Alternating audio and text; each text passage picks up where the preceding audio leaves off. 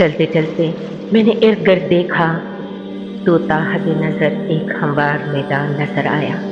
ماحول کچھ ایسا ہو رہا تھا جیسا فجر کی نماز کے بعد اور سورج نکلنے سے قبل کا ہوتا ہے، یعنی ہلکا ہلکا اجالا ہر طرف پھیلا ہوا تھا۔ اس وقت اس میدان میں کم ہی لوگ نظر آ رہے تھے، مگر جو تھے ان سب کی منزل ایک ہی تھی۔ میرے دل میں سوال پیدا ہوا کہ ان میں سے کوئی نبی یا رسول بھی ہیں۔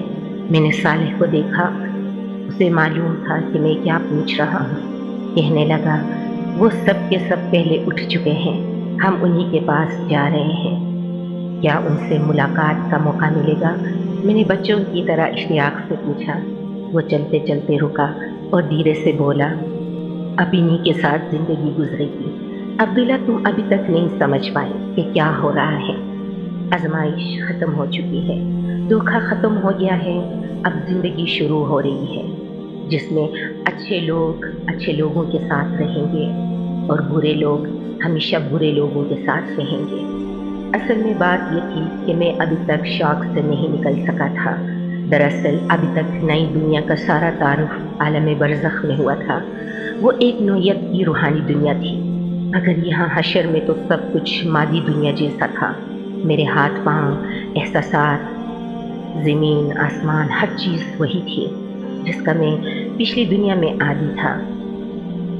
وہاں میرا گھر تھا، گھر والے تھے، میرا محلہ، میرا علاقہ، میری قوم۔ یہ سب سوچتے سوچتے میرے ذہن میں ایک دھماکہ ہوا۔ میں نے رک کر صالح کو دونوں ہاتھوں سے پکڑ لیا۔ میرے گھر والے کہاں ہیں؟ میرے رشتہ دار، احباب، سب کہاں ہیں؟ ان کے ساتھ کیا ہوگا؟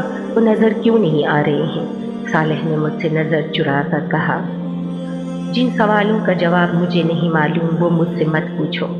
آج ہر شخص تنہا ہے، کوئی کسی کے کام نہیں آ سکتا۔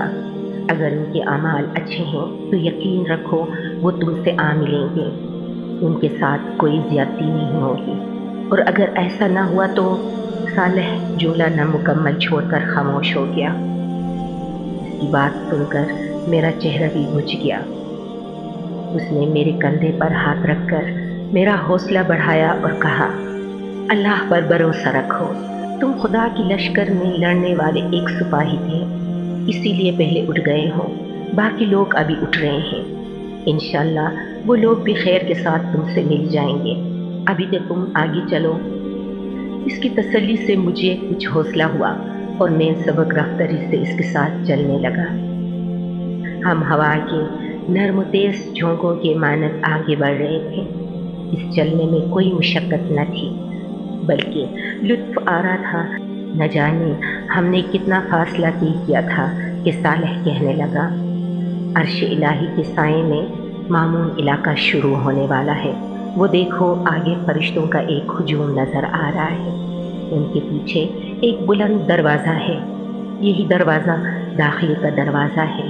میں نے صالح کے کہنے پر سامنے غور سے دیکھا تو واقعی فرشتے اور ان کے پیچھے ایک دروازہ نظر آیا، مگر یہ عجیب دروازہ تھا جو کسی دیوار کے بغیر قائم تھا، یا شاید دیوار غیر مرئی تھی، کیونکہ دروازے کے ساتھ پیچھے کی سمت کچھ نظر نہیں آ رہا تھا، گویا ایک نظر نہ آنے والا پردہ تھا جس نے دروازے کے پیچھے کے ہر منظر کو ڈھانپ رکھا تھا۔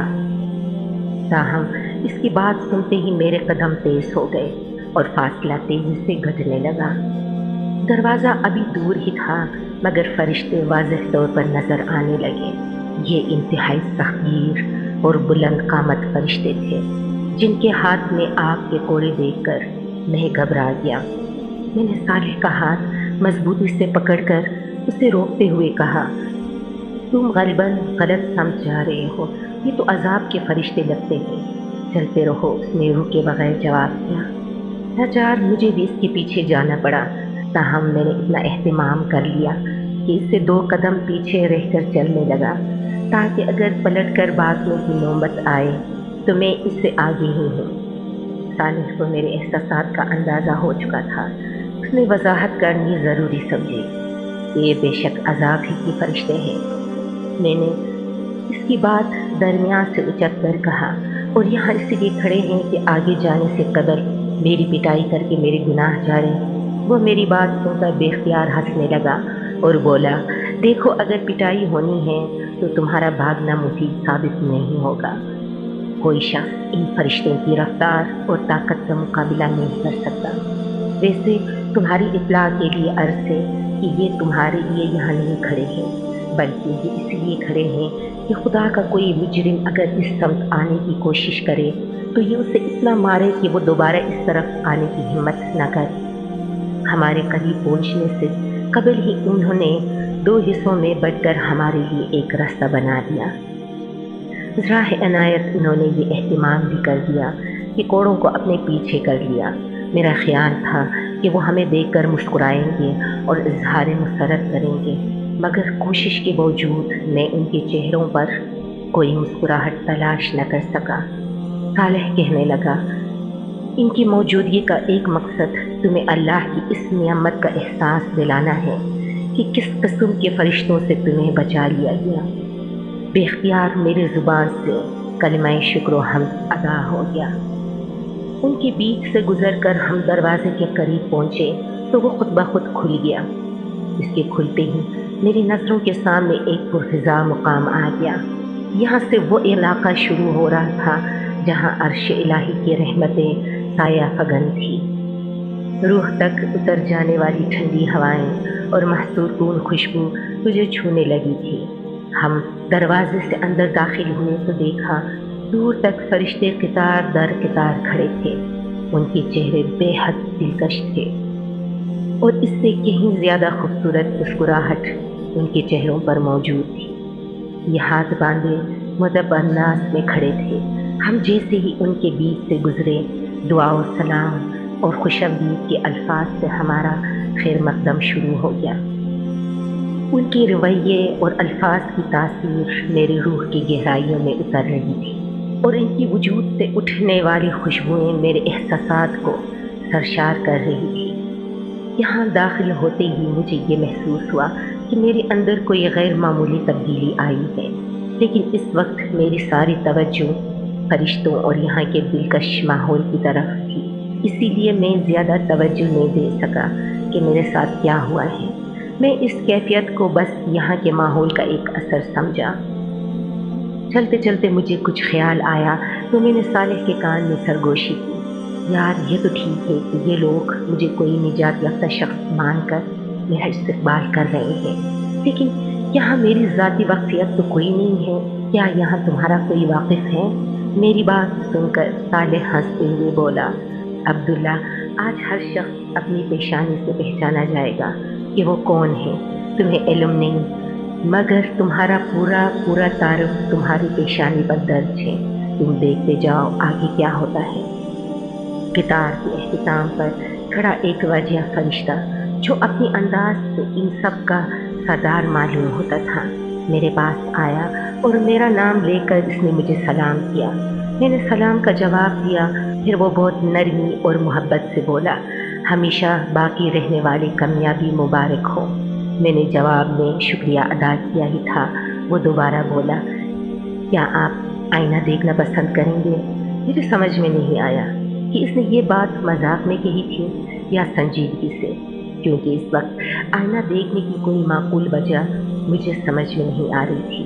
تاہم اس نے میرے جواب کا انتظار نہیں کیا، ایک فرشتے کو اشارہ کیا اور اگلے ہی لمحے میرے سامنے ایک قد آدم آئینہ تھا۔ میں نے اس آئینے کو دیکھا اور مجھے یقین ہو گیا کہ اس نے میرے ساتھ مذاق کیا تھا، کیونکہ یہ آئینہ نہیں بلکہ ایک انتہائی خوبصورت اور زندگی سے بھرپور پینٹنگ تھی، جس میں ایک خوبصورت نوجوان بلکہ شہزادہ شاہانہ لباس زیب تان کیے کھڑا تھا۔ یہ تصویر کسی بھی اعتبار سے تصویر نہیں لگ رہی تھی، بلکہ یوں محسوس ہو رہا تھا جیسے آئینے کے سامنے کوئی انسان زندہ کھڑا ہوا ہے۔ میں نے اس فرشتے کی طرف دیکھا اور مسکرا کر کہا، آپ اچھا مذاق کرتے ہیں، مگر پینٹنگ اس سے زیادہ اچھی کرتے ہیں۔ مصور تو آپ ہی معلوم ہوتے ہیں، لیکن اس میں ماڈل کون ہے؟ فرشتے نے انتہائی سنجیدگی سے میری بات کا جواب دیا، پینٹر تو المصور یعنی مالک ذوالجلال ہے، البتہ ماڈل آپ ہیں۔ اس کے بعد اس نے صالح کو اشارہ کیا، وہ میرے قریب آیا اور میرا سر گھما کر دوبارہ پینٹنگ کی طرف کر دیا۔ इस दफ़ा पेंटिंग में इस नौजवान के साथ सालिह भी नज़र आ रहा था। मैं हैरत से कभी सालिह को देखता और कभी इस आईने में खड़े दूसरे शख्स को, जिसके बारे में उन दोनों की मुतफ़िक़ा राय ये थी कि ये मैं ही था। मगर ये मैं तो नहीं, मैंने बुलंद आवाज़ से कहा। जवाब में सालिह ने ये मिसरा पढ़ दिया, ए जाने जहाँ ये कोई तुम सा है कि तुम हो। लेकिन ये कैसे मुमकिन है? मैं तो एक बूढ़ा शख्स था और जवानी में भी कम अज़ कम ऐसा नहीं था। इस दफ़ा मेरी बात का जवाब फरिश्ते ने दिया।